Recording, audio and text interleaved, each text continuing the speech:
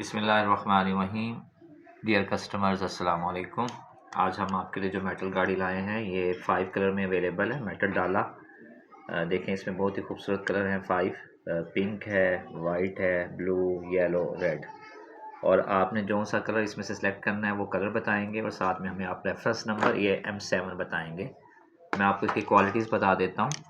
ये देखें, ये जो गाड़ी है ये मेटल बॉडी में है और इसके दोनों डोर ओपन होते हैं। इस तरह से दोनों डोर ओपन हो जाते हैं। एक मिनट रुकिए, मैं इसका डोर ओपन करता हूँ। ये वाला भी, इसके दोनों डोर ओपन होते हैं। ये देखिए, दोनों डोर ओपन होते हैं। इसका साइज़ आपको हम बता देते हैं कितना है। तो साइज़ ये देखने के लिए ये देखें कि फोकस कीजिएगा जी। हम साइज़ बताते हैं कितना। ये देखें, इसका कोई 8 सेंटीमीटर से थोड़ा ज़्यादा ही साइज़ है, तो ये 9 सेंटीमीटर बन रहा है तकरीबन। तो ये हमारे पास जो है ना 5 कलर में अवेलेबल है और ये पुश बैक एक्शन है। अगर हम बैक साइड पे पुश करेंगे तो ये फॉरवर्ड डायरेक्शन में मूव करता है। बहुत ही ज़बरदस्त क्वालिटी में, मेटल क्वालिटी में है। ऑर्डर कीजिए।